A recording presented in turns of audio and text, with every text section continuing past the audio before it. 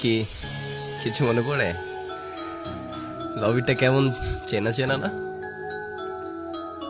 জানি না এই ভাইটা কে ছিল, নাজো কি গেম খেলে কি না। জানি না কি কারণে এই রেকর্ডটা আমি করেছিলাম, এখনো আছে। আমার প্রোফাইল দেখতেছিলাম, হয়তো এই দিনটার কারণেই যে একদিনে আমার এই ভিডিওটা দেখবো, প্রোফাইলটাকে দেখবো, হয়তো তারই কারণে আমি সেই প্রোফাইলটা দেখছিলাম, তারপরে রেকর্ডটা করছিলাম। হ্যাঁ, এটা দেখো, এটা কি এই লবিটার কথা মনে পড়ে? এখানে দেখো প্লেয়ার গুলাকে, দেখো কি সব ডিস করে আসে। কেউ কি কারোর লোল মারতেছে এখানে? দেখো তো, সবাই নিজের মতো দুষ্টাই ফাইজলামি লাফালাফি করতেছে।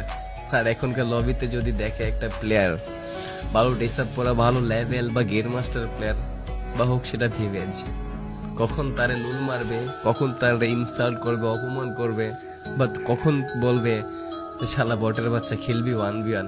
বাট তার থেকে কিন্তু দেখা যায় মানে যারে সে অপমান করতেছে বা কিছু বলতেছে তারই লেভেল হয়তো বা বেশি।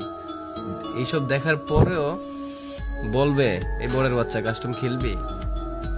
এটাই 2023-24 ফ্রি ফায়ার মানুষদের মেন্টালিটি, আর 2017-18-19-এর প্লেয়ারদের মেন্টালিটি কতটা চেঞ্জ ছিল।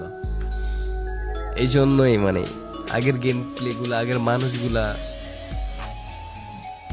কথা ভাই দেখলি বা স্মৃতিগুলো দেখলি, মনে পড়লেই মনের ভিতরে জানি কেমন একটা শান্তি শান্তি লাগে।